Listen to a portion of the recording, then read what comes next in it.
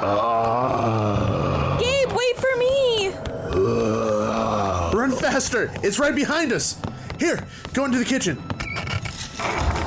What are we gonna do? We can't outrun it. We gotta hide. It's our only chance to survive the night. We can't fall asleep, though. What if it finds us? I think we still have some coffee from earlier. That should keep us alert. Gabe, hurry! Got it. Here we go. Expedition Roasters. The artisanal roasters, especially pop culture inspired coffees. Oh yeah, this'll keep us awake. It was really good this morning. I bet it's even good cold. It was Ghoulish Delight, right? Ironically, it was Happily Never After. You know, the ones themed after the Haunted Mansion? Well, it looks like we stumbled into our own haunted mansion, am I right? It's no time for jokes. Drink this. Oh man, this is good. Trust me, as soon as we get out of here, you can buy as much Expedition Roasters as you want. I know you love the art on the bags. Hey, can I have some of that coffee? I'd kill for a good cup of coffee. Not literally, of course. You gotta be joking me. Ow! Just give him the coffee and shut up. Sorry if I scared you. Being a bit tired can for sure make me a bit grouchy. Oh man, that's so good. Reminds me of a coffee I had at this old mansion in New Orleans. One heck of a swinging wake. If you like that, you might like their other ones. They come out with other flavored coffees all the time. I don't think ghosts have internet access. Well, we must be going now. Thank you for the coffee. Anytime, and thanks for not hurting us. Oh, it's not a problem. I never wanted to hurt you or follow you home, but... But what? I can't speak for my friends.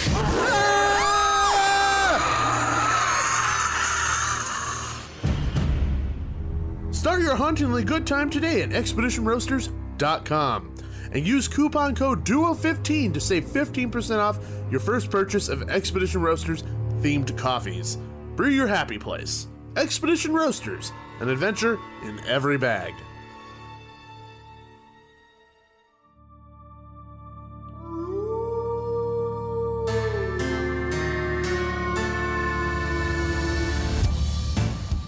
Welcome to Theme Park Duo Podcast.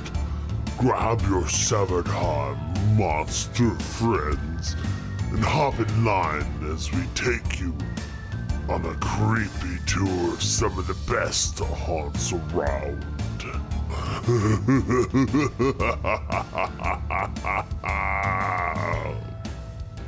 Welcome back, everybody, to another Halloween episode of the Theme Park Duo Podcast. I'm Gabe. And I'm Nikki. And we are the Theme Park Duo.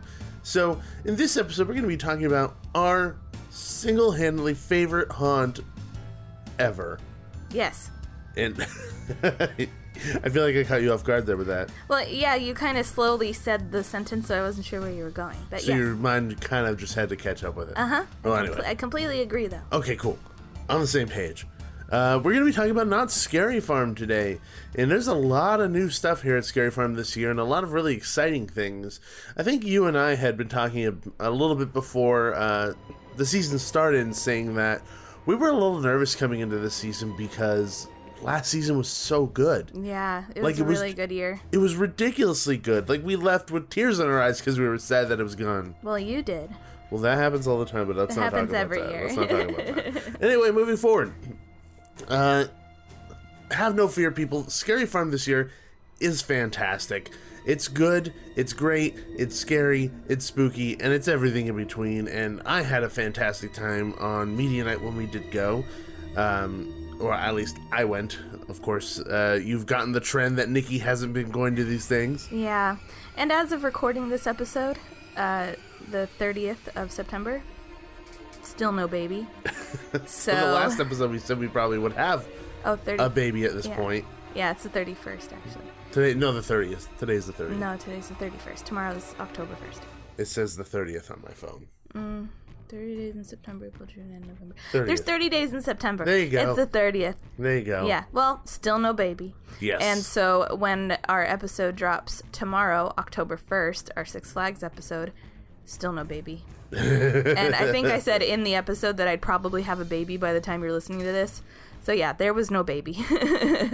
Yeah, so things are moving real slow inside Nikki's stomach. I don't know what our daughter is really taking her time. She wants to be an October baby. Yeah, I'm good with that. I'm good with an October baby. Sounds great to me. I'm good with an early October baby, like tomorrow. What if she held off until November? That would be, I would, you know what, actually... I flustered you even with the thought of it. It would be a medical anomaly, and I'd probably get rich off of it with all the publicity, so, yeah. Scary Farm for life! That would be an upside, but I would be miserable. You wouldn't want to live with me for the month. I should take you to Scary Farm and you have the baby there. That's a lot of publicity. That is a lot of publicity. That wouldn't be bad. It's also far away. From our hospital. Yes. Anywho, I didn't go, but Gabe went, and he told me all about it, and I was following along on his Instagram stories, and it's the park I'm most familiar with, so it's, you know, other than the 2 new mazes and the new scare zone, I've pretty much seen it all before, except for the changes they made this year. Yeah, so you have a little bit more to say on these than you do on the other subjects in the last 2 episodes of Fright Fest and Horror Nights. Yeah.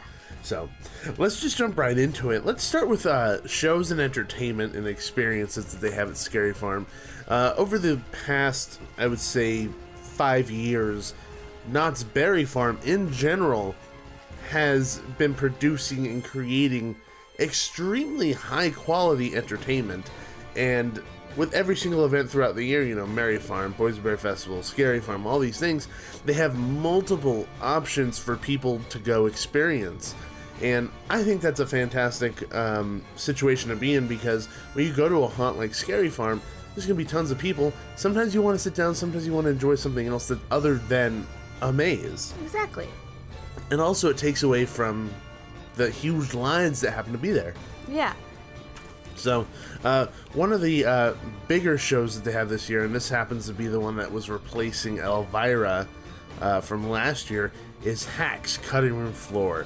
This unique and improvised comedy antics of Hacks uses audience participation in B-rated horror films that will have you screaming with laughter. And it has about 4 shows a night. 3 to 4 shows a night. And this is, full disclosure, on the night that I went, I had 0 time to go see shows. Yeah. Like, Scary Farm this year is so jam-packed full of things to see and do that it's almost impossible to do everything in one night. That's why you get the pass. Yeah, that's why you get the pass. But the fact that it's a multiple night experience is something to be said. Mm-hmm. You know, I don't know any other haunt that's a multiple night experience at this point. Yeah, where you couldn't get everything done in one night. Yeah, and I mean, like, I go to Horror Nights. Get everything done. Get everything done. They only have 1 show. Fright Fest, you get everything done really easily. They have no shows, I think. I don't know. I didn't see a show when I was there. They have the Full Throttle stage that has they have the Voodoo Nights and things like that. You know, Dark Harbor, you can get everything done in one night. Unless you're counting the bars, and then you'll probably leave it a stretcher. It depends on how much alcohol you consume. That's true. Yes. So that one is just dependent on that. Yeah. But yeah, no, Scary Farm is a place where you're going to need multiple nights if you truly want to take in everything they have to offer. Yes. So I didn't get to see any of these, or at least I saw a couple of them. You saw the on different nights too, like things that were there before Scary Farm even started. Mm-hmm. So I know some people who did happen to go see Hacks, and one of their main issues is that the theater is so big, it's hard to kind of get engaged with the show, especially because it has a lot of audience participation. Yeah, it seems like a show that would be better fitted to a more intimate setting. Birdcage. Yeah. It seems like too intimate of a show for such big a theater. Mm-hmm. You need a grander performance. Exactly. And that seems to be like really the only issue. Mm-hmm. I know a lot of people that have gone also and extremely enjoyed it. Like, they thought it was hysterical. They said they were laughing harder than they've ever laughed. Things like that. So I guess it's just, you know, based on the night, based on the experience, and based on the jokes, I guess, that happen that night. And that's what ends up coming with improvised comedy. You know, you never know what you're going to get, and it could change and things like that, which I think is a plus on top of the show, the fact that it can change. It means you could go multiple times. Yeah, which I like that idea. But it feels like we've taken a step down from Elvira. Like, Elvira's so big. Yeah. So big that we've taken a step down from her. And I think we've had this discussion already, and I don't remember if it's been on the show or personally, but we felt like they should have taken a year off from having somebody in the Charles M. Schulz Theater so that those regular haunt goers, you know, the people who are there every night, the people who go multiple nights like us, can kind of have a year to forget. Because when you have Elvira in your mind, anything compared to that's going to kind of be pale in comparison. Yeah. I mean, I don't know if I completely agree. I feel like it still is, you know, a crowd eater. I'm not opposed to having something in there, even something like Hacks. I feel like whatever they put in there, unless they got another huge name right off the bat, whatever they put in there was doomed to some level of bad criticism. I completely agree. So I think they did the best with, you know, coming off, you know, the legacy that is Elvira for so many years. So yeah, I'm not mad at it. Yeah. So other than that, they have Conjures. I can't read it. It says it's dark in here. It says Conjures, Magic and Mirth. Magic and Mirth at Birdcage Theater. It's basically a magic show. Does that say Mirth? Let me see. I can't read. My eyes are broken. Does it say Magic and Mirth? Magic and Mirth. Okay, then what the heck is Mirth? Oh, Google it. I'm not gonna Google Mirth right now. People Google Mirth. Okay. Well, anyway, it's I think it's like humor. Okay. Maybe. Yeah. Who knows? So Conjures, award-winning magicians and Fox's Masters of Illusions regulars take the stage for a comedy and magic show that will amaze and amuse. And then it has the 3 different performers. Which, by the time you're listening to this, it's October, so there's just the one. Chipper Lowell. Say that again one more time. Chipper Lowell. Chipper Lowell. Lowell. Yeah, Lowell. Lowell. Yeah. There you go. He's the one who's performing throughout the month of October. Yes. So, or she, you don't know. Chipper. I guess it could. I don't know. It could be either one. I never watched Masters of Illusions. Yeah. So this one's a magic show, which I think is a perfect fit for Scary Farm. I think if you have kind of irreverent humor mixed in with magic, I think it's a perfect fit. If anything, I think they should have switched.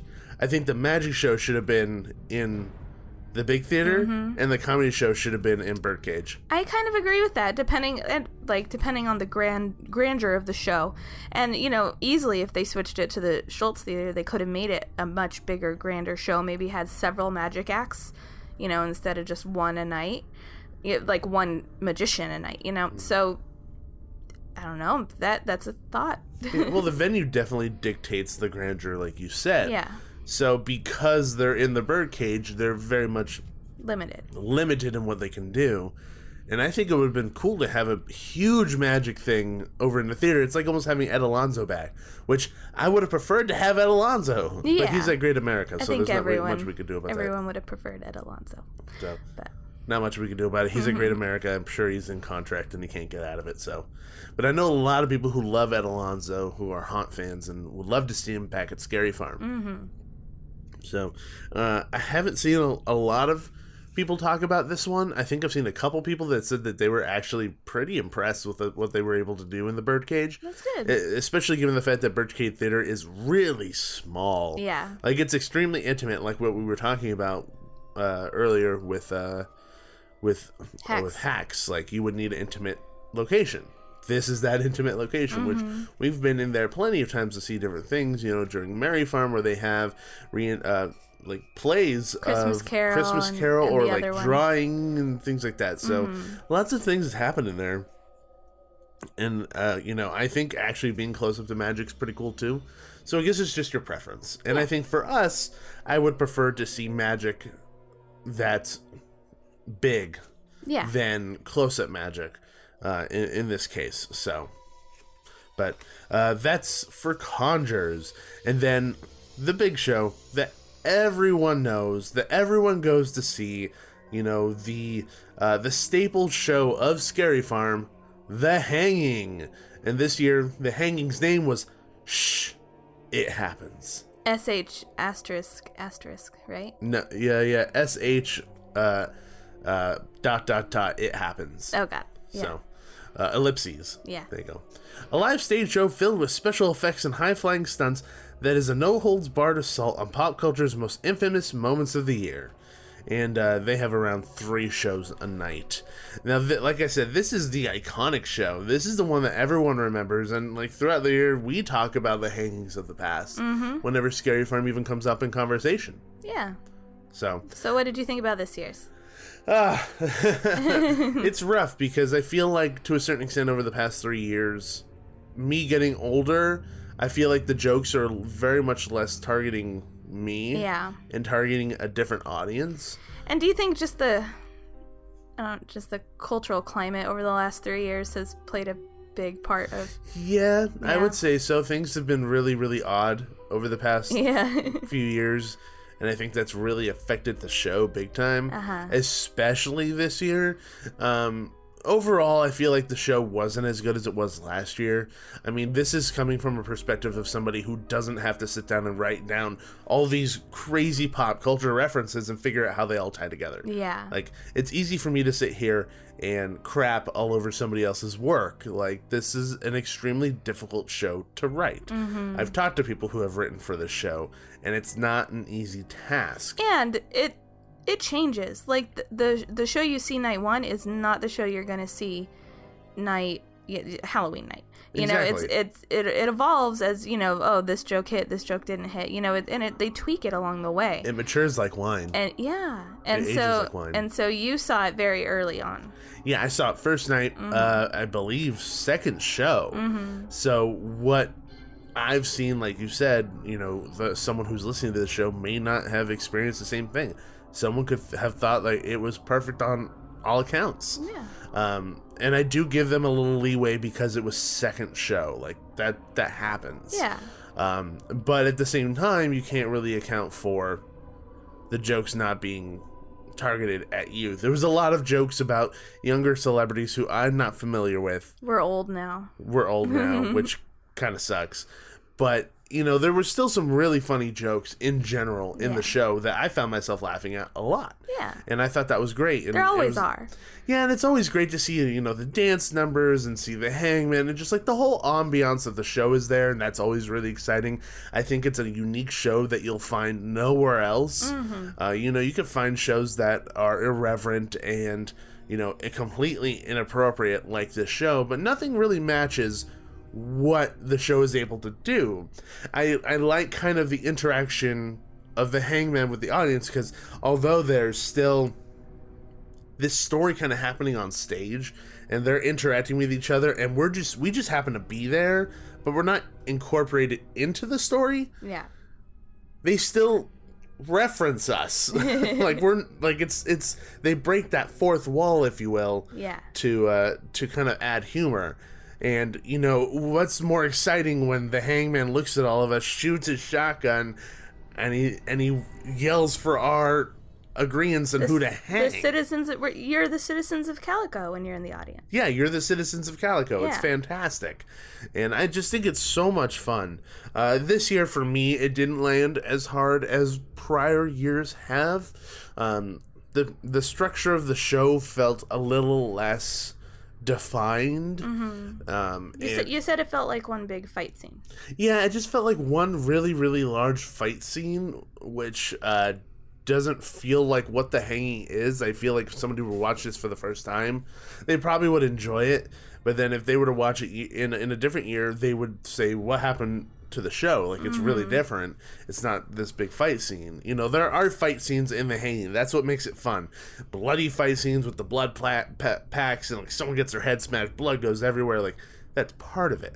But it's never the entire thing. And I think that's kind of where it falters. It's just like, it felt like a fighting game where it's like you fight and then a new character comes in, then they're fighting, and then a new character comes in, and then you're fighting them. It was a continuous flow of characters as opposed to a storyline that had some fights and a ton of asides, Yeah. where it's just like you step off from the main storyline for a hot second and focus on this character, watch him get killed, and then you come back to the story. They did have those moments, but they were few and far between compared to years past, in my mind. Or at least they weren't as, I don't know, I feel like they weren't as... Memorable, or they weren't as... I'm searching for the word. Like, it wasn't as defined. Yeah. If that makes sense. Like a moment in my mind is like, there's this, in 1 year, there's this whole storyline going on, everything's happening, and then there's a fight, and then all of a sudden, out of nowhere, you know, the Terminator Arnold Schwarzenegger shows up, and he says a couple lines, and then he just goes away. Yeah. And then we come back to the story, as opposed to what they did with, like, Jeff Goldblum in this one, where he comes out, he says a couple things. It just does, it feels different. And that could just be me being nitpicky about it. Maybe. And I'm very much aware of that. It just didn't feel as structured, and I didn't like it. I like the chaos and the chaotic nature of the show, and I didn't feel like it was there this year. Yeah. So, I mean, other than that, I agree with who they hung. I thought that it was an amazing choice. Yeah. They did a couple fake outs, which I think is actually really funny when they do that. I really like when they do fake outs, because half of me thinks it's like a progression. You're like, yeah, hang that. No, yeah, no, that next one, yeah. And then finally the person they're going to hang, you're like, that's a better choice. Get them up there. And then people cheer and yell and scream and everything. And I think that's great. The only year I didn't agree with was Pikachu, because it made me sad. It's something just so humorous about watching Pikachu get tied up in a noose. I disagree. It was very That's not sad. humorous to you? No, it was very sad. I think it's hysterical. That's the only year I haven't agreed with, really. Pikachu. No. But then it is funny when, like, the show's over and then Pikachu is still in the noose, like, dancing with every other actor from the show. There was 1 year when they hung Edward Cullen. So the guy from can't believe Twilight. I know that name. Yeah, Twilight, the main guy. What's the actor's name? Picture his face. Picture his face. I don't remember. Anyway, Robert Pattinson. Robert Pattinson. Yeah. So yeah, they hung him. But then after the show was done, after like the whole thing was done, he was still there, and he goes, "Guys, I'm not dead yet. I'm a vampire. You can't kill me this way." And he was there for like 5 minutes as everyone kind of just dispersed and left the show. That's funny. Like, even the audience, he's still just like, "Guys," which I thought was really funny. Yeah. Overall, I mean, the hanging, I will always enjoy the hanging. The hanging is something that I look forward to every single year. And even if it's not directed at me, like those specific jokes, I'm still there to see the fights. I'm still there to see, you know, what's that joke this year that's going to make everybody go, "Ooh, I can't believe you said that." Yeah. You know, I'm looking for all of those, the groaners, you know, all that stuff. And it's always entertaining regardless of whether or not I think it's over the top hysterical. Yeah. And it's always a good time. Yeah, and I always implore everyone to go see this show, because it is iconic in the realm of Scary Farm history. So, if you're at Scary Farm, make sure you see the hanging, no questions asked. After that, we have Awaken the Dead. Awaken the Dead will help with the help of some of the most popular songs at this interactive dance club party. And this happens to be in Fiesta Village, where the old Scare Zone was. They used to have a party, and then they turned it into a Scare Zone, and then they brought it back to a party. Well, and then it was like a Scare Zone / party for like 2 years or so, where the monsters were still there, but like that didn't really work because no one really cared about the monsters, because they were dancing, you know. Overall, Yeah. I felt like the Fiesta Scare Zone kind of lacked in general when it came to like lighting and ambiance and things like that. So I'm glad to see it change, and I'd rather have a new Scare Zone over near Ghost Town than have Fiesta. Yeah. And on the night we were there, obviously it wasn't super packed, but a lot of people were there having a good time listening to this music. And in years past, whenever there was music in that area, people would be dancing like crazy. People would get beer and drink and have a good time. And I personally think that having an atmosphere like that creates a really well-rounded event. Yeah. It has a place that is strikingly different than Ghost Town or Carnival or things like that. And I like that the park kind of feels, you feel the difference based on where you're going. Yeah. And I think that's why I'm in favor of having a dance party here. A lot of people were griping that it kind of takes away the whole nowhere to hide aspect of Knott's, because you'd hide in Fiesta now. But you know, I don't really mind. You know, it's like, did you ever really get scared by those scare actors anyway? I think I only got one once because there was a stilt walker who was carrying a skull in his hand. Yeah.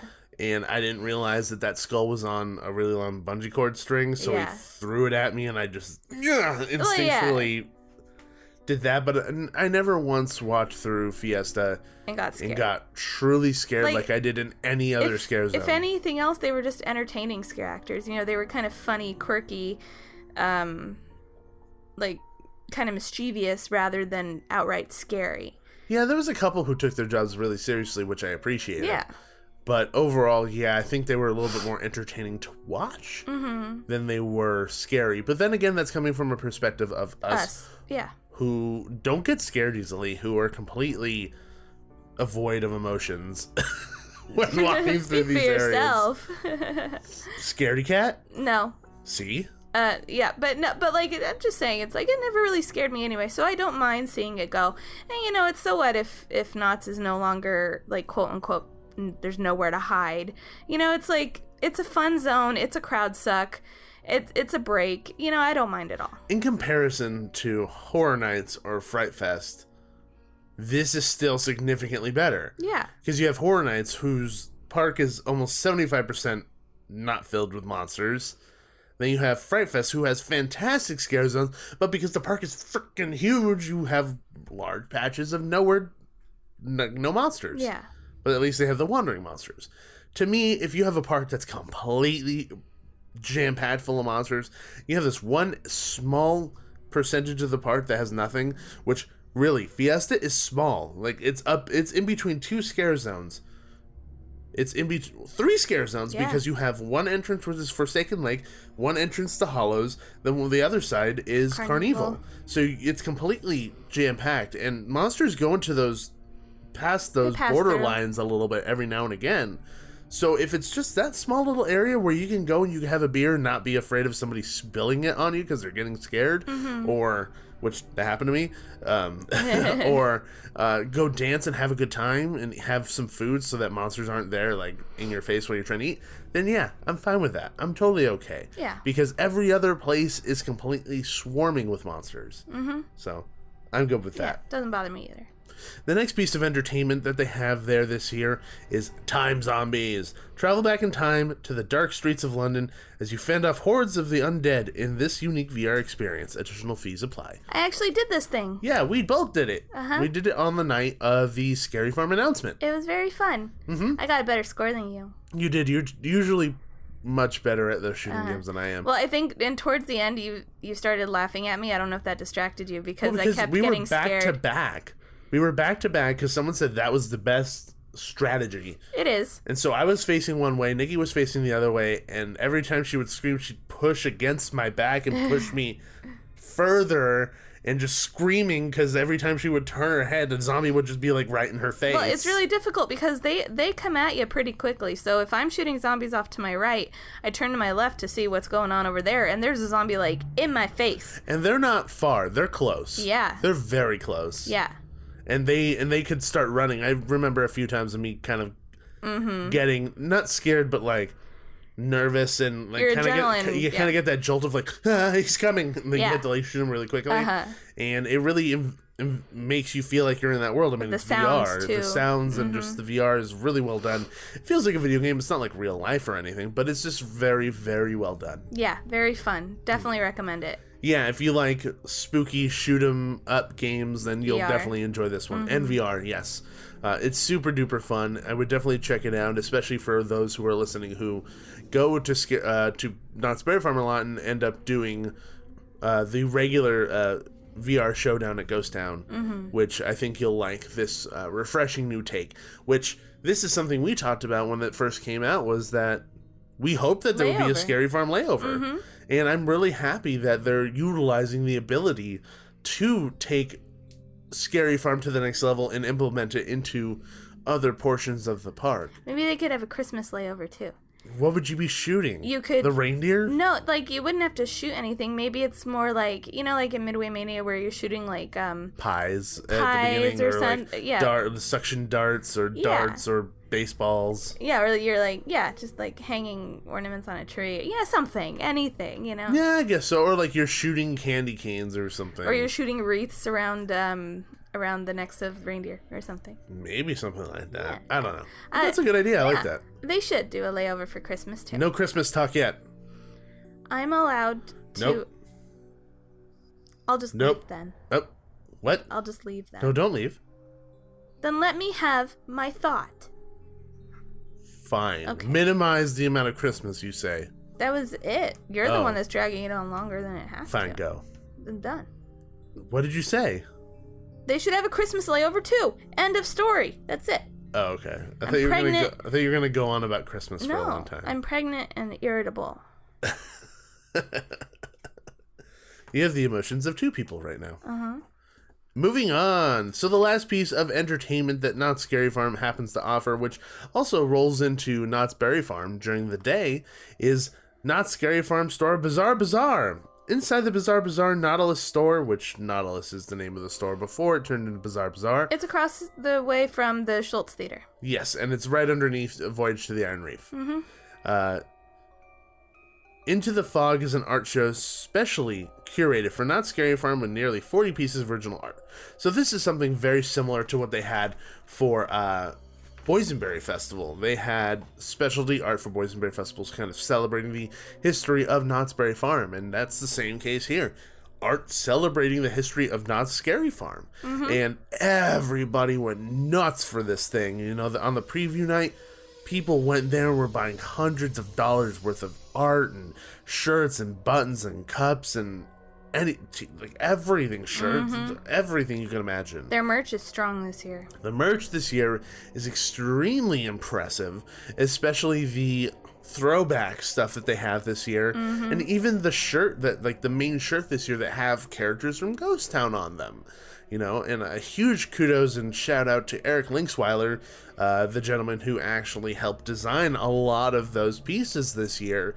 And as fans of Scary Farm, longtime fans of Scary Farm, it's really cool to see them kind of not utilizing their history and celebrating it in this manner so that we can have merch as cool as this to kind of celebrate Scary Farm all year round. Yeah. There's so many shirts that are really impressive and very different in compared to years past. Yes, definitely. They're definitely stepping up their game. Mm-hmm. And the one thing that I think I like the most about this year's merch is the utilization of Scary Farm monsters. Mm-hmm. I bought a tumbler with like 4 of the Ghost Town Streets monsters on it. Yes, and for me, it makes sense. Scary Farm, for the longest time, forever, has had iconic characters That come back year after year in Ghost Town, if not all the scare zones that have been around for a long time. Mm-hmm. I think that Scary Farm should start utilizing them more and use them as almost like icons to the park, like they did with the Green Witch or even the Overlord, as much as people don't like the Overlord. Utilizing them and make them icons of the park so that when people come to the park, they see that character like, oh my god, it's that guy from the poster. You know, I think that's really cool. And also just the fact of you're recognizing how much impact these characters are having on guests and fans of the event. Clearly enough to put them on a shirt, a mug, a tumbler, buttons, patches, everything. Candles. You know, there's a big influence there. So I would love to personally see them lean into that even more often. Like, what happens if they have mugs that are like each scare zone and you have monsters from each scare zone? So you have a Carnival mug, a Ghost Town mug, a Forsaken Lake mug, you know. Hollows mug. That'd be awesome. That would be super cool. And you could have like, it's almost like the houses of Hogwarts. It's like you could have scarves and shirts and hats and pillows and all this stuff. You could represent your scare zone, and it's like, no, I'm a Ghost Town. No, I'm a Carnival. It's like, That's super cool. I think that's so much fun, and hopefully that's something that they end up doing in the future, realizing what they have in their hands, because I feel like it's there, and I feel like nobody's really taking that into account when looking at marketing. Well, they did this year, and I think hopefully it only grows from here. I really, truly hope so. And I mean, they have the other stuff, and another, the marketing team worked on, obviously that tie-dye shirt and a couple of the more generic, not Scary Farm shirts, which those shirts are cool and everything, and I enjoy them and I like them, but I like this stuff even more. Yes. It gets the nerd inside of me excited, which is what you want merch to do, because it gets us to buy it. And guess what, like we said, hundreds of people went in there and bought that merch, which is nuts. We came out with 2 art prints with a tumbler. One's both behind us right there. They're both behind us, and one art print is of the bride from Ghost Town, and then the other art print is the just like a myriad of Scary Farm monsters from all sorts of scare zones. Yeah. And it's just their faces, and for us, that was the one we saw, and we said, we have to have that. Insta buy. Because all those characters on there are characters that we have run into in the park over the years of going. And for me, my entire life of going. I remember, I could pinpoint each one of those and remember a specific moment with them. Yeah. And seeing them, which I think is so cool. So can we put that one in the nursery? Yeah, get her used to it. Good. Yeah, she'll know their faces before she even goes to haunt. Good. Yeah. She's gonna not be scared. She's just gonna be jazzed to see them all. Yeah. I like that idea, actually. It made me really excited. I was kidding, right? It's not actually going in there. Yeah, I know. Anyway, that's everything that Knott's has for shows and experiences this year. Like we said, Knott's is seriously the best when it comes to entertainment. And this isn't all the entertainment, actually, because there's stuff that they don't announce. There's show moments throughout the night in the scare zones. There's even on the top of the saloon in Ghost Town, they have a show that just randomly happens. Where I said it would happen, above. Above it. Exactly in that spot. And even Jeff Tucker has a thing where he's some guy shilling elixirs. Yeah. And he's all dressed up. So there's things that are going on throughout the park that you could just come across and notice. Even like the conductor near the train, or the there's an engineer now who works on the train. Oh, cool. Which happens to be Noel. Yeah, I saw him. So there's just so much cool stuff to kind of run into at the park, which I really like, kind of the spontaneity of it. It just happens, and you're there, and that's the reason why a lot of the time I run out of time when I'm there, because I'm like, okay, have a plan. I'm gonna hit this maze, this maze, this maze. I'm gonna go see that show. Hit this maze, I do that maze, and then I stop and I stare at crap. Shiny thing. Yeah. Yeah. Squirrel! I just stop and I stare for a while, and I just forget that I have to go, and I'm screwed. So, I mean, I like that about the park. And I think it's so much fun that there's so many things happening that you don't know what to look at first. Yeah. So, and then, of course, all the scare zones. The scare zones are the ones that really make a difference to Scary Farm and really make it what it is. So the main scare zones of Not Scary Farm are Carnival, which is on the boardwalk, which is Killer Clowns, which fits very well with Dark Ride, which happens to be right there as well. Then you have the Hollow scare zone that happens to be in Camp Snoopy, so that's like scarecrows and witches and witch hunters and things of that nature, which are super cool. And I like the ambiance of that area too. Yeah. They always have these really cool cones.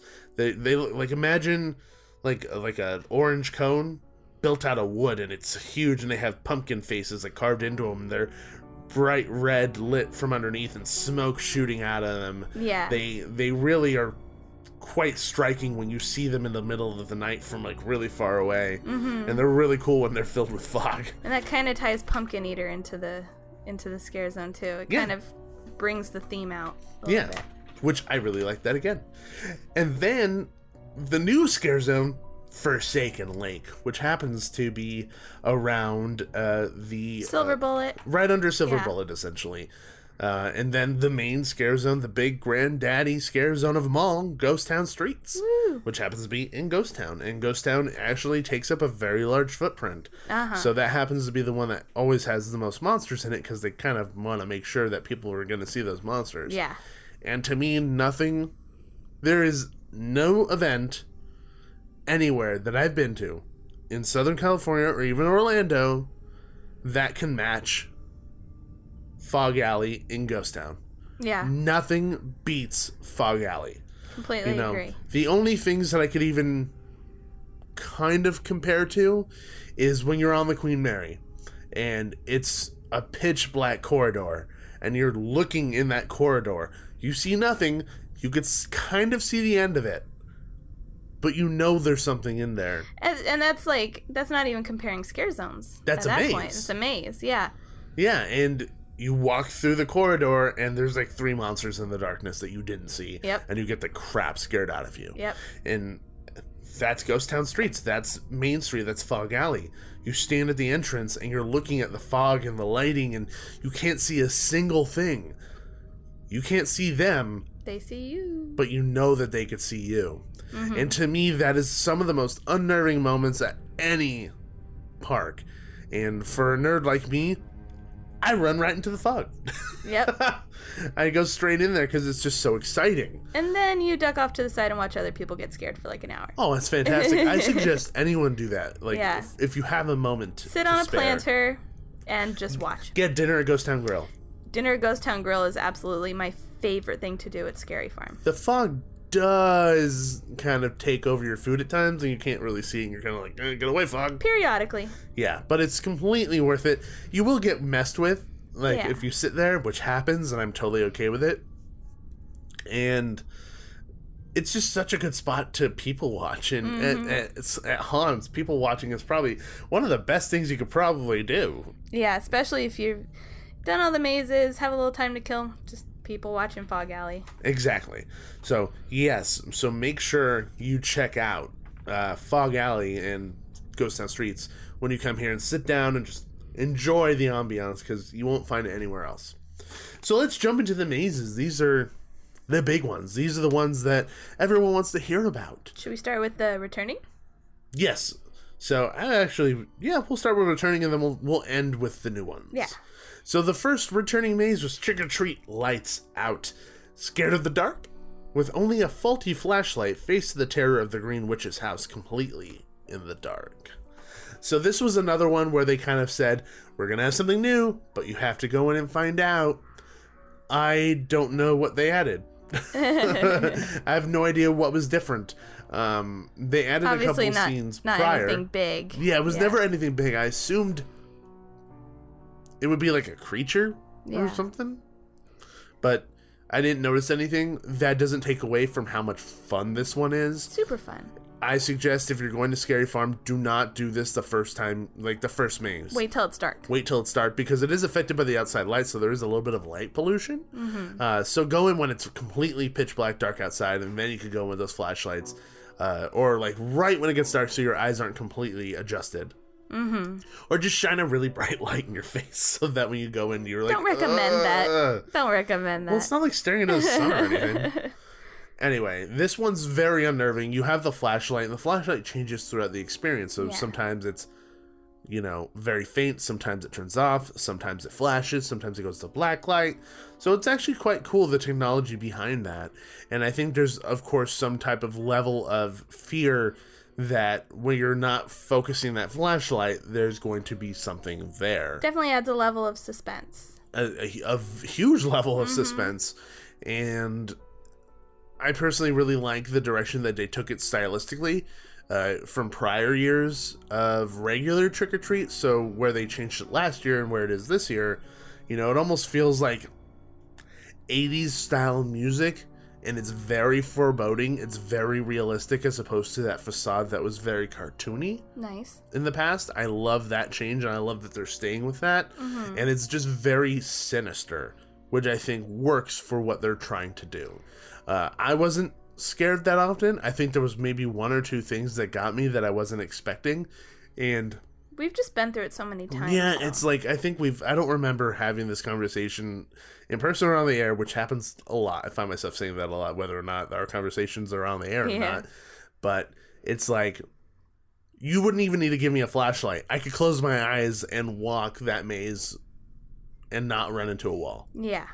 because we've been going into Trick or Treat so many years now, and the layout is relatively similar to what it's been all those years. Yeah. And that isn't a bad thing. It's just us, people who go every year, who people go in like 12 times over a season. You know, we've probably walked through Trick or Treat, like, actually, I've walked through Trick or Treat probably 100 times. Yeah.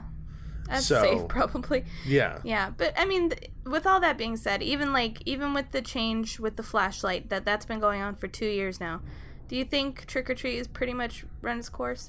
I do think it's kind of run its course. Like a new maze next year, maybe? I would love to see a new maze come in and kind of take its place. Mm-hmm.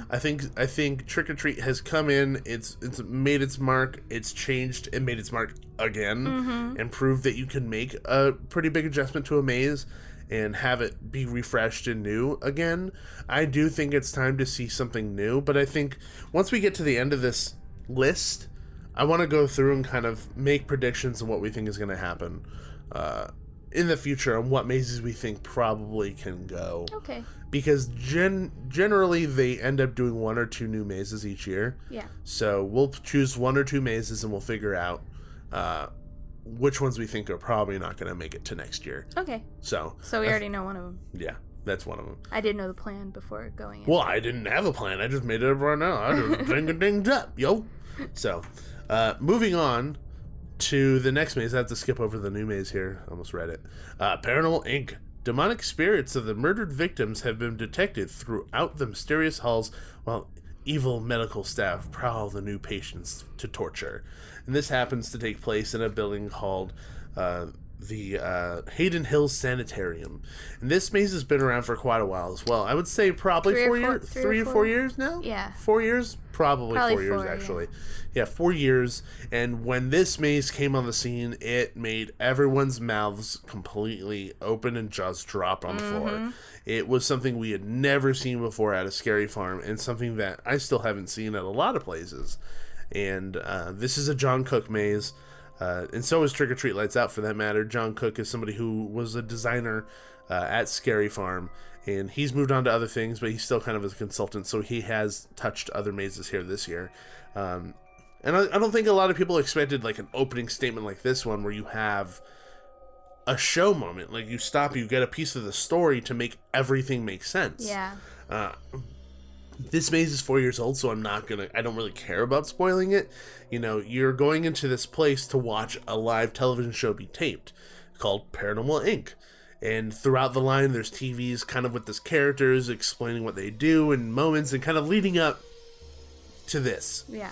And you walk in, it starts to happen. They're trying to capture a ghost. Everything goes wrong, of course. And above you, a woman flies over you that's the ghost and completely scares the crap out of everyone. Yeah. But let me kind of set that up. So they try to capture a ghost with a ghost pod, and it's successful. You see the ghost in the tube, and she disappears, and then there's a projection up on the wall above everyone. And everyone's freaking out, and then she goes, "You're all going to die," and the glass breaks, and a live actor comes out on like a harness sliding over everyone. And at that moment, sheets come down, they separate the room, the walls in front of you push out towards you. And you have a choice of 2 paths to take. Yeah, there's 2 paths to take, and demons start running out into the room. So it's immediately, it throws you into the environment very quickly. Yeah, and the 2 paths are, it's the story of like a doctor and a nurse, and each path is either the doctor's story or the nurse's. And then you converge again at some point in the maze, and then it's just 1 path again. And this maze has been here for 4 years, like we said, and it's still probably one of the strongest mazes they have still. It's still so impressive. It's extremely impressive. It's extremely scary. The way that it's designed is so smart, because as many times as I've gone through there, I still get scared. People pop out from different places. It's that, and then also just a lot of things you're not expecting. Like, there's a moment, like, right when you converge, there's a guy above you. Like, there's a demon swinging back and forth above you. And you're kind of paying attention to that. And as soon as you enter the hallway, your eyes, you're not used to looking down in mazes. Yeah. I feel like you never look down. Not really. Your eyes are always up or kind of in front of you, level. Walking around this corner, there's a guy crouched in the corner in like his Paranormal Inc. black t-shirt. So he's Yeah. like part of the crew that got possessed. So he's in the corner crouching. You can't see him. And he just pops up and like makes this weird demonic noise. I lifted my leg up. I got so scared. Like, I went I lifted my leg up and like hugged the wall. Yeah. I was not expecting that. And that's happened to me before. And that scare has gotten me before. I forget about it. Yeah.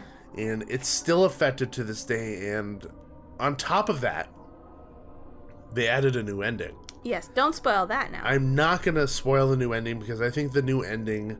You know, last year at the end of the season, both you and I said, I think Paranormal Inc.'s on its way out. Well, and I just have to add into, I was never a fan of the ending. I feel like the storyline and just the overall It drops off. cohesiveness, it drops off at the ending. In years past, I never understood it. It was like this weird... After the bubble tunnel. Yeah, it was like this weird... Zigzaggy room. alien-esque, like, zigzaggy switchback room that I just never understood. I mean, it's like a portal to the other world or something. I didn't get it. I never liked it. And apparently it's better this year. It's so much better that I think that this maze still has a few years now. Mm-hmm. I think that the ending that it has now has changed it so much that it can last another couple years. Nice. And I'm not going to spoil the ending. The ending scared the crap out of me because I walked through it a few times and I yelled the F word very loud, and an attendant in the room laughed at me very loud. And it isn't because of any particular scare. I think the way that they've designed the ending now, there's a lot of opportunities for different kinds of scares, which I think is going to be fun. Yeah. But ultimately, I think if I'm going to say anything about the ending without really spoiling it, I'd say it's very reminiscent of The Shining, which I like. Nice. Because it's so strikingly different than the rest of the maze that even I, who have been there multiple times, came out of that bubble hallway and thought to myself, did I go the wrong way? Am I supposed to be here? And I think that's why it works so well. Nice. Because it makes you question yourself for a moment, and that kind of brings your guard down. Yeah. And I could rave about it so long, but I don't want to spoil it because it truly is one of those moments where you catch it perfect. It's going to be something you're going to remember for a really long time. Nice. So, Paranormal Inc., good this year. And then next, Special Ops Infected. Enlist and arm yourself and your squad with specially designed laser guns to embark on a mission of navigating through the city in a quest to find the cure. So essentially, it's the laser tag with zombies. It's zombie laser tag. Zombie laser tag. It's fun. It's super fun, and every year I'm like, I'm tired of this. And then I go in it and I get so into it. Yeah, you do. I'm focused. I'm like, eye to the gun. I'm like focusing and shooting and trying to get as many points as I can. You're like answering back to the person in charge, the actor. Yeah, I like, totally yes, get sir! into totally get into it. Yeah. And I like that there's something so drastically different. We were talking about how Fiesta was a really nice comparison to the rest of the park, or it's very different.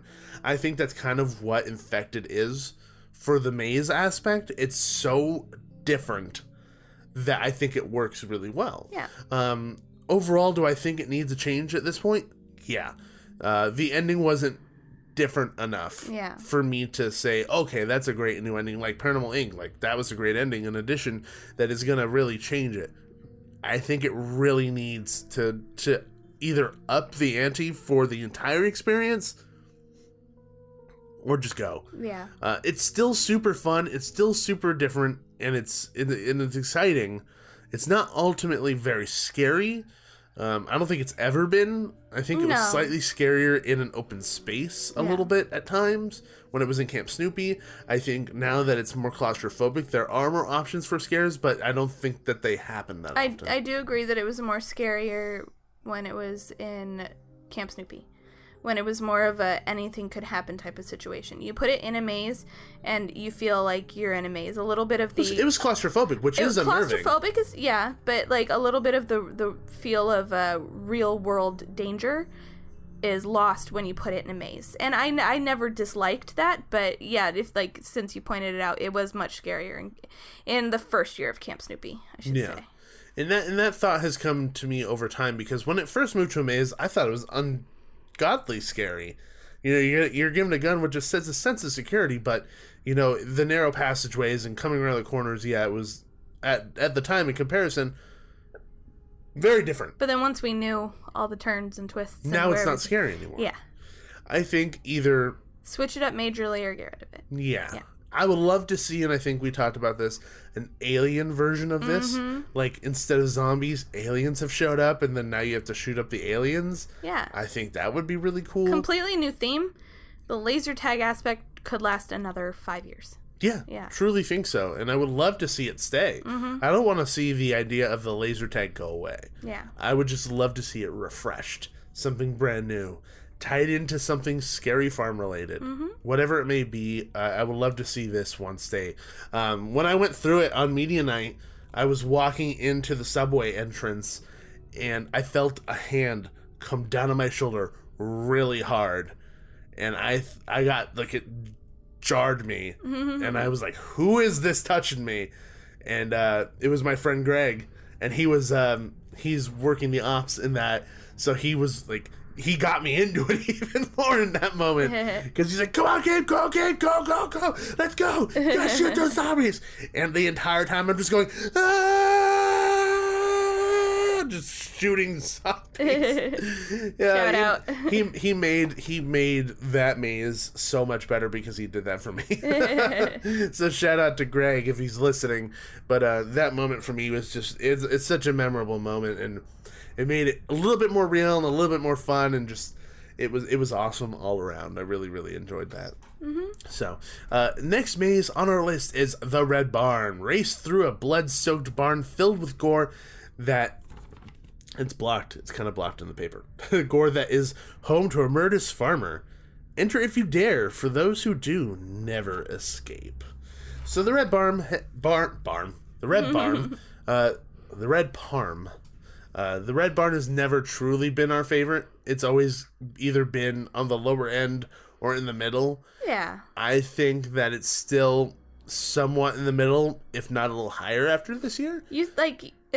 They changed it a lot this year, yes? Not significantly different. I mean, like, the main body of it is still the same. The beginning's different. The beginning is different, and there are some slight changes to specific parts. Okay. Like, the layout is the same in, like, the body of it, but there's still some slight changes throughout. Okay. So, like, you remember that portion where you had to walk lower and lower under those slats? That thing is completely gone, and now there's just, like, a dead body with, like, a pig head over his head. Okay. You have to kind of walk around that. I like that a little bit more. The crouching down thing scares me. Yeah, I never liked that. It never scared me. It doesn't make me nervous. It doesn't take me out of it. It just... Well, actually, it takes me out of it. Yeah. Having to crouch down. Overall, it still stands at what we had said before. It's still kind of like middle of the road, maybe a little bit more at this point. Yeah. And there's a couple things that I think that brought it out of that middle range and a little higher. To me, I think a big part of that is the facade, actually having a facade. Yes, it's redundant to have a barn facade on a barn. It's a little weird.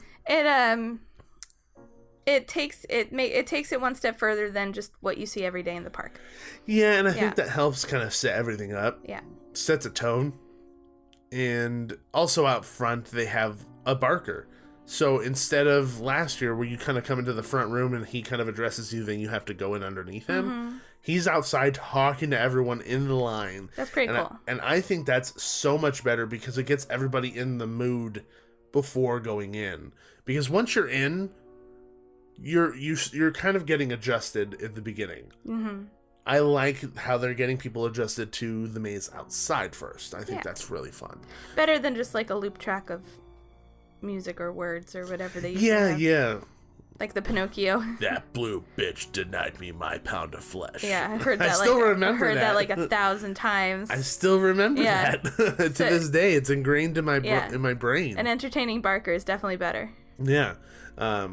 So the maze itself is the same at points, like I said, just with minor differences. The actors in it were completely on it. There was only one actor that I was like, what are you doing? Like, I understand this is like night one for you, but like, dude, did they not teach you something? Because literally he was standing in light, like in a spotlight, like shining on him. You could see him. It's like if I were standing in the kitchen and just staring at you from the couch or something, or like you were on the couch. Yeah. You could just see me. And he goes, ah! And he puts his hands at me. It's like, I would expect that from some other parks. Yeah. Never this park. And that kind of took me out of it. I was like, what are you doing, man? Come on. Be better than that. I know that they teach you better than that. Yeah. He was a much older guy, but that still is no excuse, because we know a lot of older guys that work at Scary Farm who do great jobs. So I don't know. Maybe he was a newbie. He's never done it before. Maybe. Who knows? Maybe it's different now. Maybe if you go back through it, he'll be doing something else. I hope so. So he was in that portion, like, I don't know if you're going to remember it, but there's a portion where you kind of turn to your left and there's a couple ovens, and it's right before you turn the corner, you see the big horse. I remember. Yeah, so he was standing, so if you're turning left to the ovens, he's in the corridor to the right, just standing there, not doing anything. Normally the person's like on the other side of the wall or near the ovens, you know, kind of in the shadows.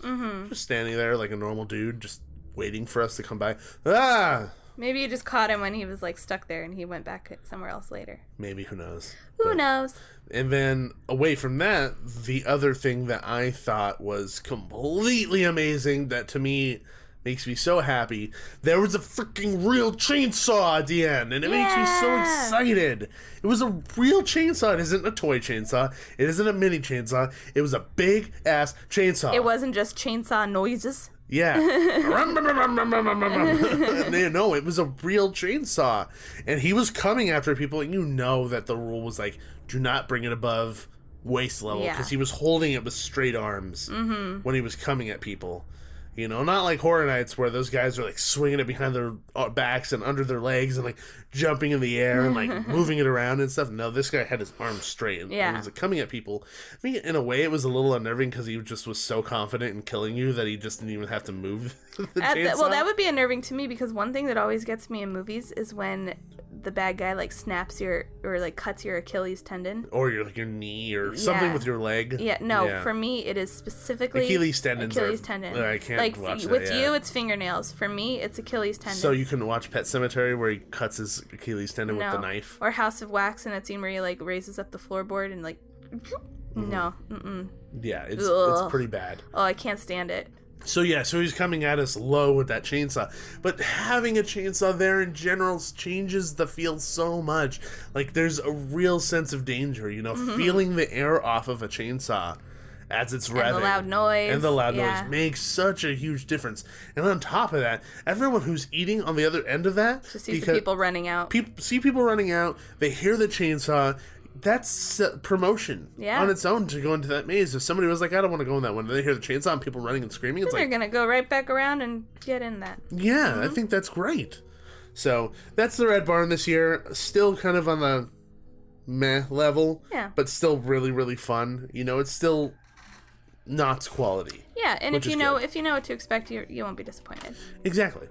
So next one on our list is Dark Ride. Journey through an abandoned carnival ride where cruel carny folk still linger.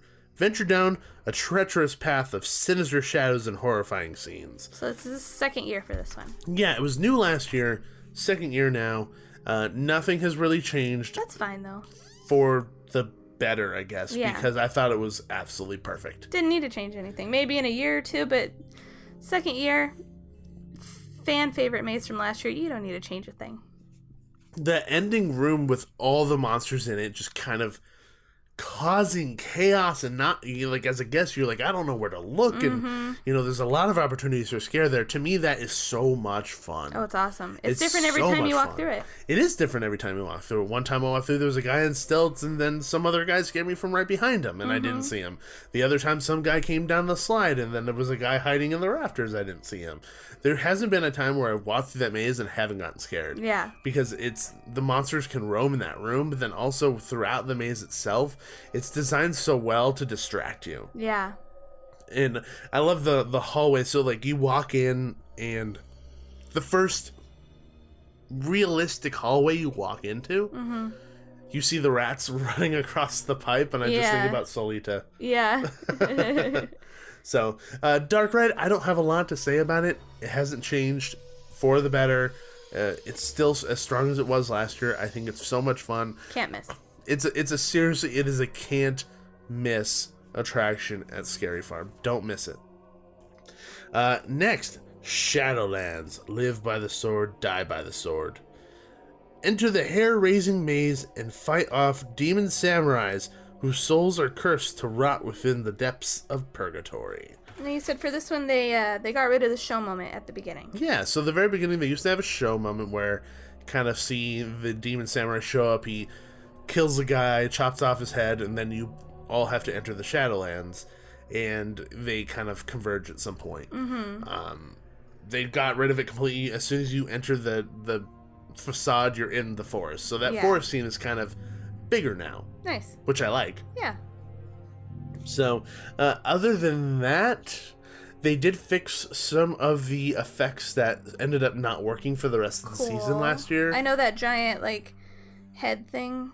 Giant head thing. You know when the geisha's on the stage and then you turn to the right? Oh, yeah. It almost looks like praying mantis arms. Yeah, that thing. Yeah, she comes out of the wall. Mm-hmm. Yeah, there was that. That worked. The falling fence wasn't working. It was just down. Yeah. And things like that. They did add some more samurais to the walkway where you're kind of walking and you're walking towards this arch and there's fake samurais along the wall. Yeah. They added to that, and so instead of it just being all of them who are just kind of waist-high statues, they're full-body samurais on part of it. Oh, cool. So I like that addition. I think that was great. Other than that, there really wasn't much that I noticed that was super different about the attraction. The time we went through, I got scared so many times. Yeah. I jumped so many times, it was ridiculous. It was to the point where I was embarrassed because I've been through that maze so many times, but it still gets me because the characters are good and the way it's designed is fantastic. Yeah. So there's only so much I could say about this one. The ending is still jaw-dropping. The only thing that I think I've said every single year is that I think they should have a scare at the very, very, very, very end. Yeah, because, once you're out of that big room, it's over. And you still have, a hallway to walk through. Yeah, I just feel like they could have something that will get you when your guard's down. Very much like a Horror Nights thing. Yeah. I would love to see them do something where they had, the red walls end up being, some type of fabric where they push through and you see the form of something come at you. Yeah. That would be really cool. Something like that. It doesn't have to be a person per se. It's just something that'll greet you on your way out. I feel like with this one, if it stays around another year, they'll have to do something where they change it up a bit.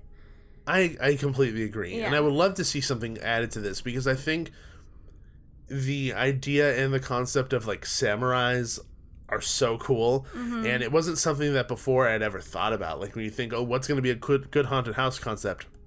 Never would have thought samurais. Yeah, I think we were all a little iffy when it was announced, that first year it was announced. But you know what? It proved to be a really beautiful, just good maze. Yeah, all around it, and then to the point where it's been able to last this long so far.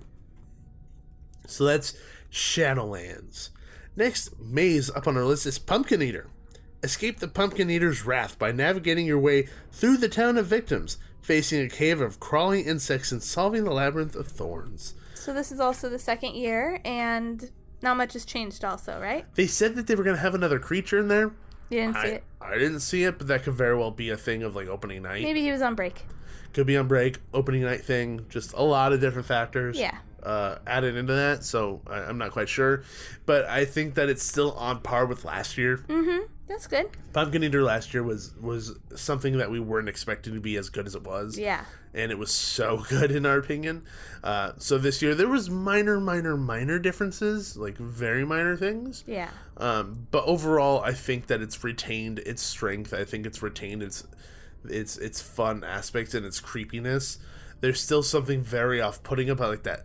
Whatever that sound is they're using, it's stretching, chewing noises, whatever that is. They use it throughout the maze, and it just kind of makes the hair on the back of your neck stand up. And it's really gross.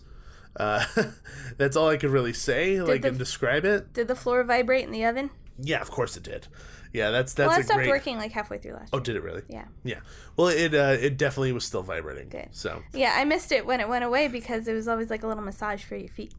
that's why I walked really slow. Exactly. So, but yeah, no, Pumpkin Eater's still on the top of my list of some of these mazes. I think it's a really well done maze. I think it's designed really well and has a lot of really good spots to scare people. And I still saw people all night screaming and yelling and holding on to each other in that maze.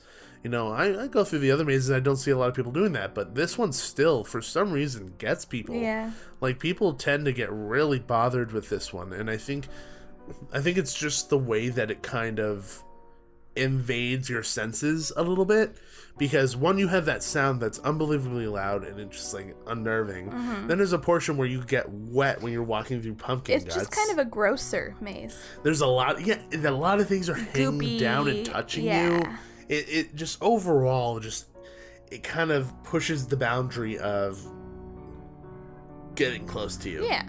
And I think a lot of people aren't used to that. I think a Yeah. lot of people have that sense of like, okay, they can't touch me. The monsters can't touch me. The water and everything else are going to touch you, though. So I think that kind of gets people bothered a lot. Yeah. So I still think that Pumpkin Eater is pretty great. So we're on to our 2 new mazes. There were so many mazes. It was 9 freaking mazes. Yeah. So many. So our first of 2 new mazes for this year was Dark Entities. A realm where the darkness is absolute. A space station faces terror beyond all imagination as an extraterrestrial mutation is on the prowl for new hosts. So it's space themed. So it is space themed, and this is something that I called a long time ago. That a space themed maze was going to come to Scary Farm. Yeah, this is where the voodoo maze was. No, it's the other way around. So it's actually where Tooth Fairy was. Oh, So okay. instead of actually instead of the entrance being between the 2 buildings, the entrance is on the right hand side, on the side of the buildings. Nice. So you walk through there, and so the whole I'm not going to spoil anything, of course. I'll talk in generalities and I'll talk about certain aspects of it, but I think this maze is really cool. I don't think that opening night it quite had everything going for it at one time. Okay. I think it's a maze that's going to need some time to kind of evolve and mature. Work the kinks out. And figure out where the scares are truly going to come from, because they were kind of coming from different places and not all the time were they effective. Okay. I think what it has on it is beautiful set design.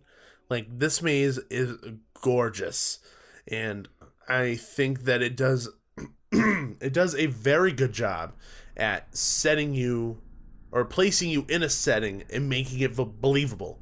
Okay. And the idea, and they've talked about this at the preview event, the idea of not having any theatrical lighting, all the lighting coming from The sets. the sets and environmental things, Like know, the all the lighting on the panels, panels, yeah. and all that stuff. I thought that was a really cool touch, because it really makes it feel like you're in a space station. Because in the space station, they're going to have all those lights and stuff like that. And with the amount of fog that they're kind of putting into the maze, seeing that light hit the fog and the different colors and that kind of stuff, it really creates a sense of urgency. Nice. And I think that's super duper fun. And the monster makeup that they have in this maze are actually pretty cool, because you see kind of like a progression, like forms on their face, and then you see like the main monster, then there's a much bigger one, lots of dead bodies, things like that. I thought the sound for the maze itself was also very, very cool. I thought it did a really good job, once again, of placing you in an environment. Nice. So, I don't know. I feel like it was a little understaffed when we went through it, too. I feel like there probably could have been a couple more people in there. Yeah. But overall, I feel like this is still a step in the right direction for Scary Farm, for what they're trying to do, and developing mazes that are high quality and still while maintaining the entertainment value and still keeping it scary and still keeping a wide variety of entertainment for people. So I think it's a right step in the right direction. I think, like I said, I'm gonna have to go a little later in the season and go into it Yeah. and see what it's like, because it just needs to develop and the actors to figure out the space and work with it. So Yeah. but I'm excited to see the future of this, and I'm excited to see kind of what they do to kind of ensure that happens. Yeah. Because there's a lot of promise of this one, because it's seriously cool. One issue that I think I'm having is that, like, every night when I'm looking at Twitter, people are like, oh, Dark Entity's only 5 minutes. It's not very good. Dark Entity's only 5 minutes. It kind of sucks. It's not because it sucks. It's because signage sucks. Yeah. Like, nobody could find the entrance to this thing because it's all the way at the end of the line for paranormal. Yeah. So there's an entrance for paranormal, and then there's the entrance for Dark Entities that you, like, I don't think people see it. Even Tooth Fairy was difficult to find the entrance to. Yeah, I don't think people see it. Yeah. Which really sucks, because people deserve to see this thing. Like, it's great. I think as like, it's still super early. It's not even like October yet. So I think as time goes on, the line will get longer, and that'll work itself out, I think. It'll dwindle away that problem. Yeah. So, and then the last new maze for this year is The Depths. Find your way around ominous caverns to discover if the superstitions are true or not. But be warned, all who have entered have never resurfaced. And this was your favorite of this year. This was the favorite of the two new mazes. From set design to maze design to characters to scares, I think overall it's offering a lot. Nice. And from what I understand, like, on the night that we went, there was a couple things that weren't quite working yet, and they just didn't even have us experience. Ooh, so there's more. So this is even on top of that. Once again, not gonna talk in specifics. Yeah. But the ending to this maze had my jaw dropped. Like, I did not expect to see what I saw, and I didn't expect to walk through what I walked through and how it moved. Uh-huh. So I thought that was really, really, really cool. It brought a lot of new elements to a maze that I think were really fun. I'll talk about one. I'll just talk about one. Won't talk about everything. Okay. Just because I feel like it needs to be talked about to get people excited. Okay. So there's one portion where you kind of walk into this room and there's fog, but it's all low-lying fog, and there's a green laser kind of sitting over the top of it. So you see nothing below that. Yeah. You can't see a single thing, and it's made to make you feel like you're wading through water. Yeah. Which I think, one, works, and two, that area is so unnerving. Did you feel the need to lift your arms up? No, I never felt my needs lift my arms up, but I felt the need to constantly have my head on a swivel. Yeah. Because the monsters are underneath the fog in certain spots. And they'll just randomly pop up in front of you, and I screamed so many times because I wasn't expecting that to happen. And I think it's extremely effective and it works for what the maze is trying to do. And I love how that there's a story kind of evolving around what's actually happening. Yeah. And throughout the maze, I feel like that story progresses, and I like it. I like that the story is very apparent, that you could kind of tell what's happening. I know a few people have said, like, they have a hard time telling what's happening, but I thought it was very apparent. Yeah.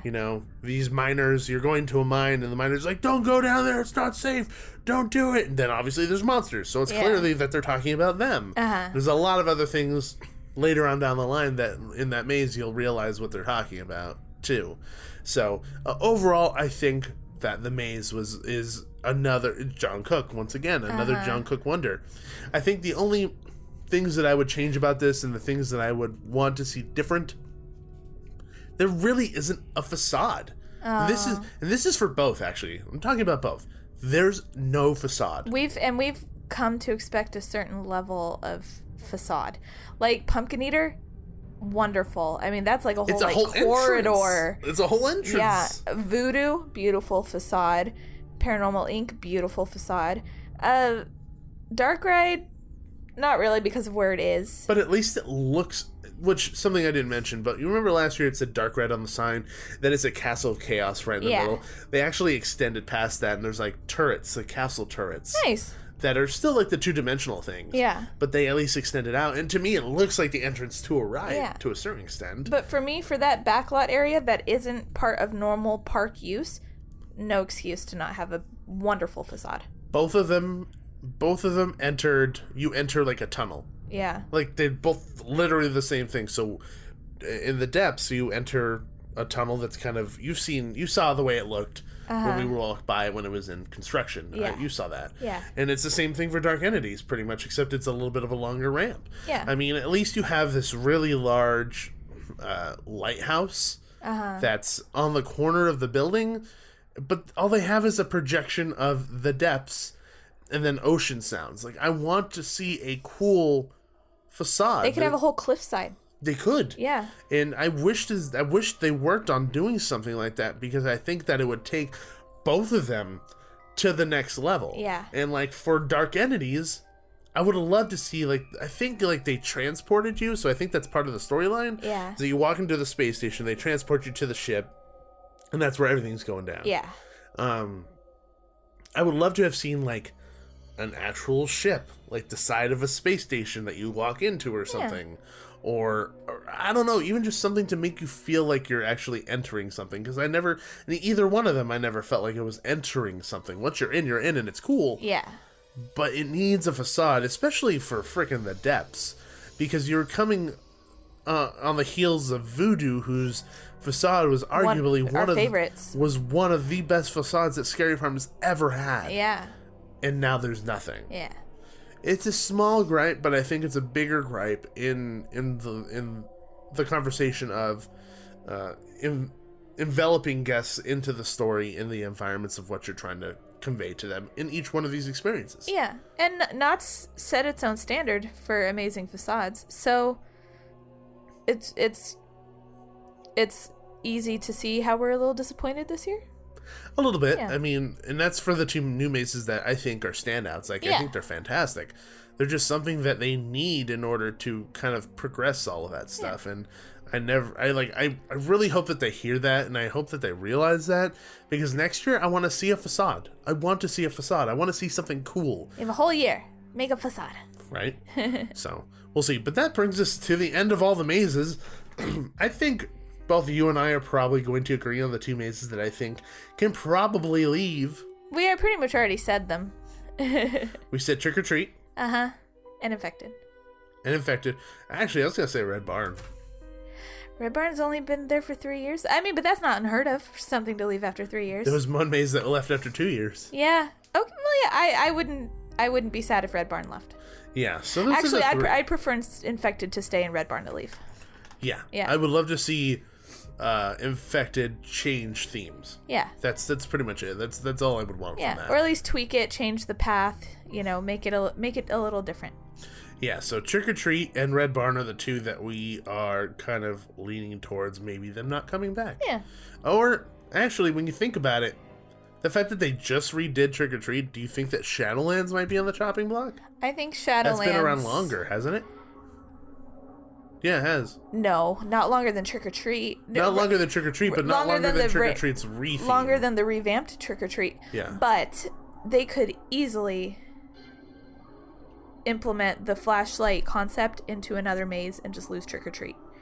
Yeah, but I don't want to see him do that. To me, that's cheap.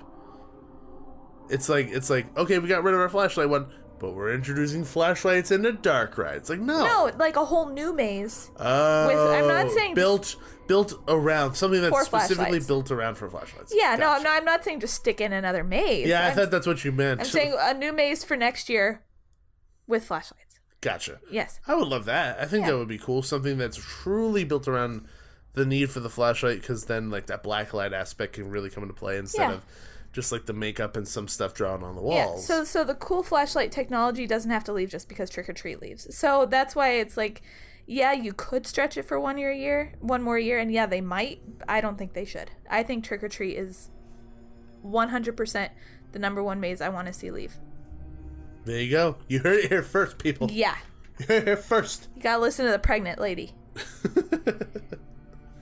And so just the last thing, because I actually didn't talk about when we were talking about merch. For 2018, Not Scary Farm shirt, it's only really $16.99. That's a really good deal. That's really good. It's much cheaper, because if you go to like at Horror Nights, the shirt there, guess how much it was? $30. Yep. $27.99. Yeah, believe it. $26.99. But that's freaking expensive, and that's a really good deal. And I always highly suggest people going to Scary Farm with the Fright Lane, Fast Lane. Yeah. Because it kind of really, like, you put your money into a spot where you're guaranteeing that you're going to do everything multiple times. If you don't get the pass, I would say get that. Yes, so if you don't get the pass, get this.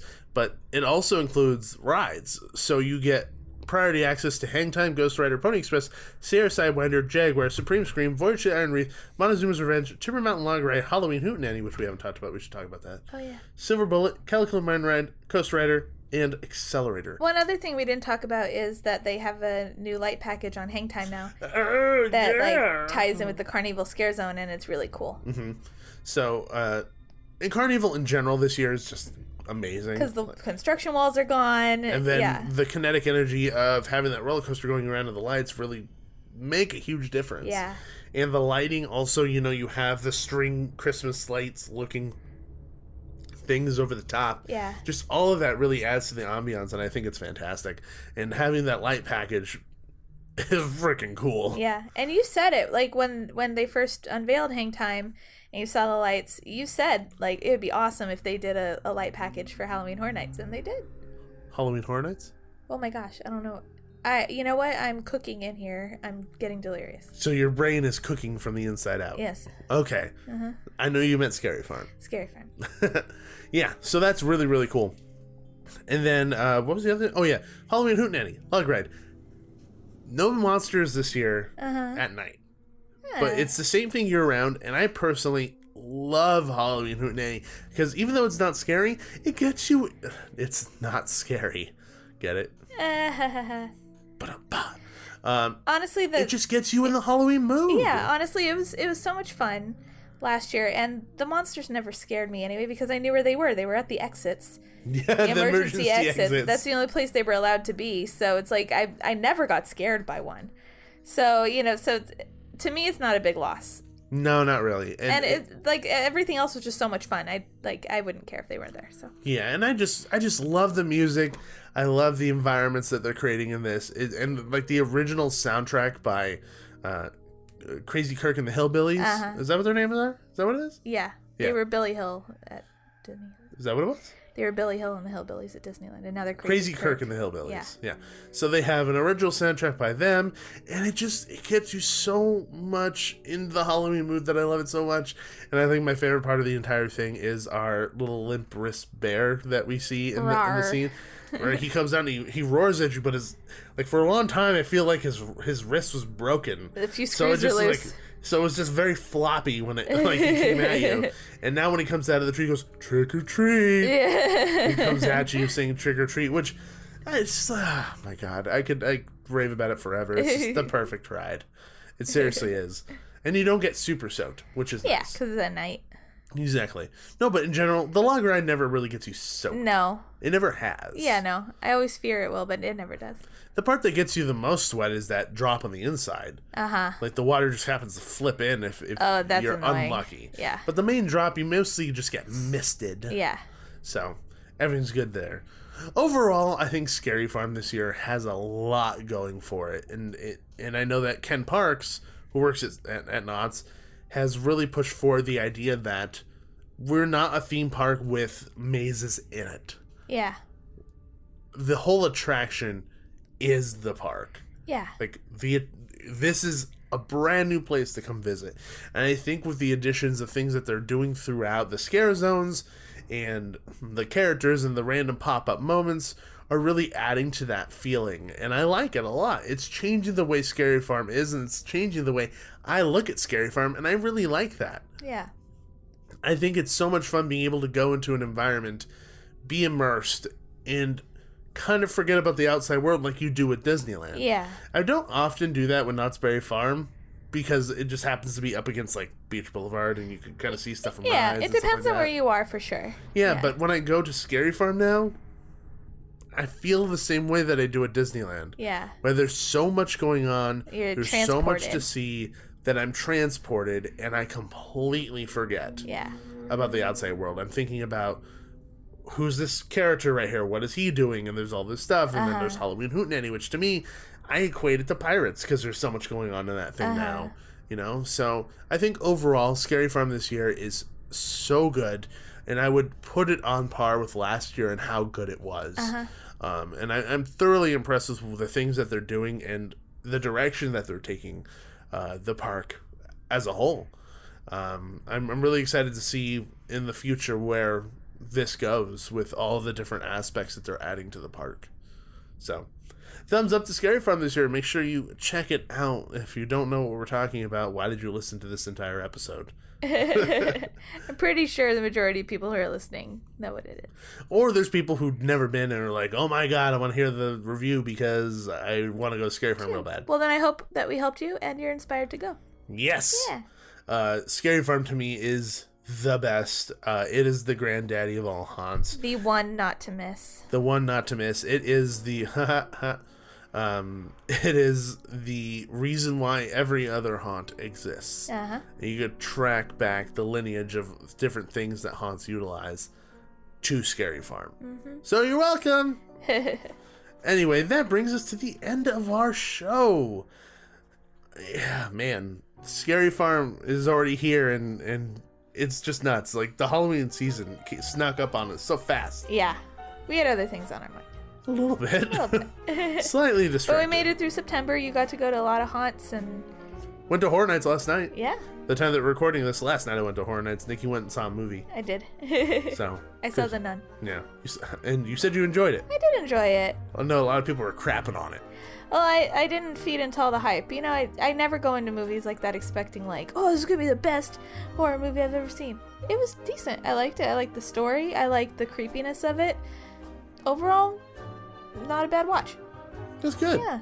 I had a good time at Horror Nights. Didn't go in any mazes because the lines were like 100 minutes long. Yeah, like 2 hours. Yeah, it was ridiculous. It was a Saturday night. Yeah, it was a Saturday night. So I just walked around the scare zones, took a lot of photos, watched people get scared. I mean, just being in that environment to me is so much fun. Yeah. So just had a really good time walking around and going through all those scare zones.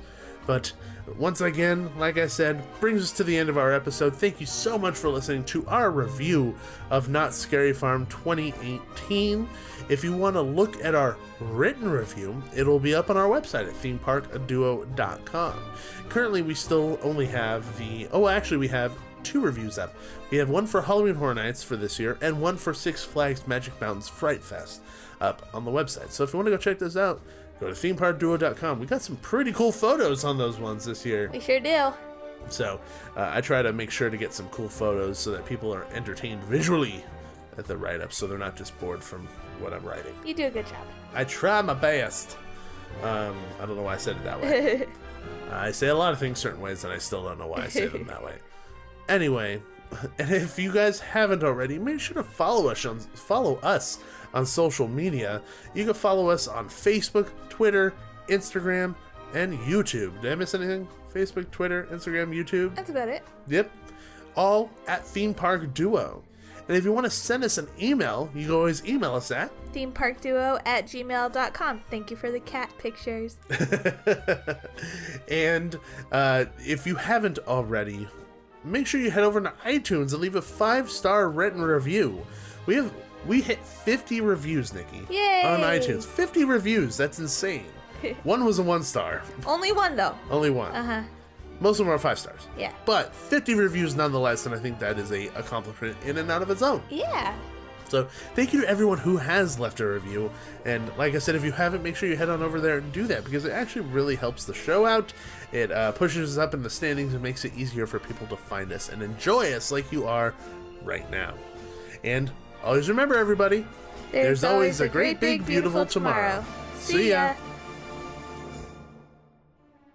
Thanks for riding with the Theme Park Duo. Make sure to gather all your belongings before the end of the podcast. Bye-bye.